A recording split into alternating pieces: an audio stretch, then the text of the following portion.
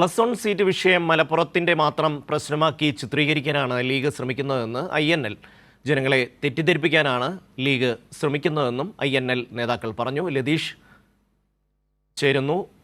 ലതീഷ്, ഇത് സംബന്ധിച്ച് INL എന്ത് നിലപാടാണ് സ്വീകരിക്കുന്നത്? നമുക്കറിയാം, നേരത്തെ മുതൽ തന്നെ ഇത്തരം സ്കൂള് തുറക്കുന്ന വേളയിൽ ഇതുപോലെ സീറ്റില്ല എന്ന് പറഞ്ഞുകൊണ്ട് ലീഗും അതുപോലെ തന്നെ UDF-ഉം പലതരത്തിൽ പ്രശ്നങ്ങൾ ഉണ്ടാക്കാനും ആൾക്കാരെ തെറ്റിദ്ധരിപ്പിക്കാനും ശ്രമിക്കുന്നുണ്ട്. ഇത് മുൻകൂട്ടി കണ്ടുകൊണ്ടാണോ ഇപ്പോൾ INL വളരെ കൃത്യമായ ഒരു നിലപാട് ഇക്കാര്യത്തിൽ എടുത്തിരിക്കുന്നത്? ലതീഷ്.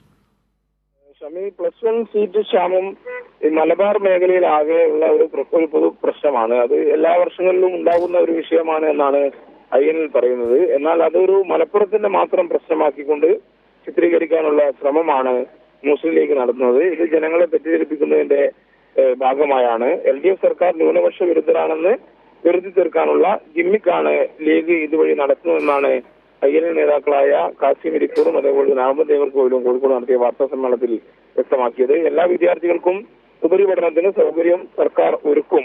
ആ നിലപാട് മന്ത്രി തന്നെ നേരത്തെ വ്യക്തമാക്കിയതാണ്.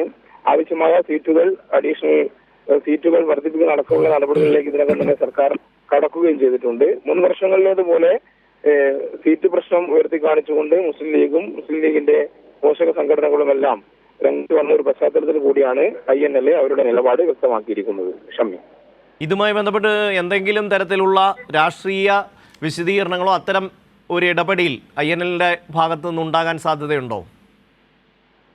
ഈ പ്രശ്നം അവർ വിദ്യാഭ്യാസ മന്ത്രിയുടെ ഉൾപ്പെടെ ശ്രദ്ധയിൽപ്പെടുത്തും. ആവശ്യമായ നടപടികൾ ഉണ്ടാവണം. മുഴുവൻ വിദ്യാർത്ഥികൾക്കും പഠിക്കാൻ ആവശ്യമായ ക്രമീകരണം ഒരുക്കുമെന്ന് വിദ്യാഭ്യാസ മന്ത്രി പറഞ്ഞെങ്കിലും അത്തരം ഇടപെടലുമായി ആ നിലയിലുള്ള ഇടപെടൽ INL-ന്റെ ഭാഗത്തു നിന്ന് ഉണ്ടാകുമെന്നും നേതാക്കൾ വ്യക്തമാക്കുകയുണ്ടായി.